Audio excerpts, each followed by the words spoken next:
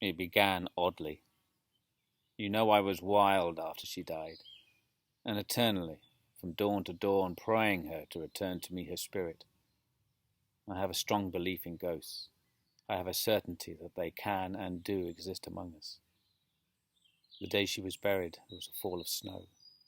In the evening, I went to the churchyard. It blew bleak as winter. All around was solitary. I had no fear that fool of a husband would wander up to the glen so late, and no one else had business to bring them there. Being alone, and conscious that 2 yards of fresh earth was the sole obstacle between us, I said to myself, I'll have her in my arms again. If she be cold, it is the north wind that blows. If she be motionless, it is sleep. I took a spade from the tool house and began to delve with all my might. It scraped the coffin. I fell to working with my hands. The wood commenced cracking around the screws.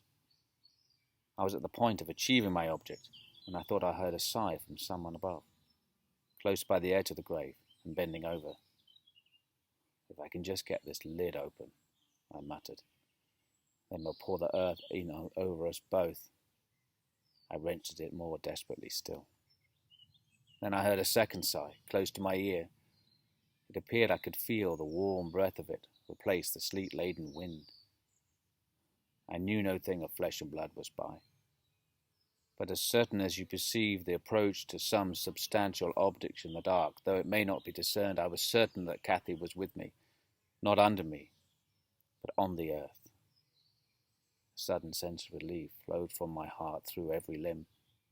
I relinquished my labour of agony and turned consoled, unspeakably consoled.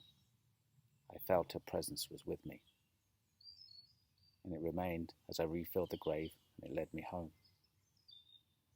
You may laugh if you will, but I was certain I should see her there. I'm sure she was with me. I could not help but talk to her.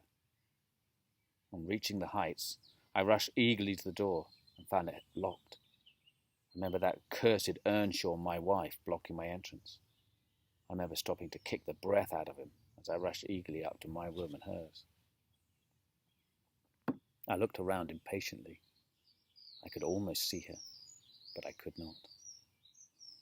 I ought to have sweat blood then from the anguish of my yearnings, from the fervour of my supplications, to have but one glimpse. I had not one. She showed herself as she did in life, a devil to me. From then on, I was the sport of that intolerable torture, infernal, keeping my nerves at such a stretch that had they not resembled catgut, they would have long ago relaxed with the feebleness of Linton's. If I sat in the house with Hareton, it seemed that I should meet her going out. If I was walking on the moors, I should meet her coming in. If I left the house, I hurried back, for she must be at the heights, I was certain. If I lay in her chamber, she beat me out of that. I could not lie there. For the moment I closed my eyes, she was either at the window, or sliding back the panels, or coming through the door, or laying her darling head on that same pillow, as she did as a child, and I must open my lids to see. I opened and closed my eyes 100 times a night, to be always disappointed. It racked me.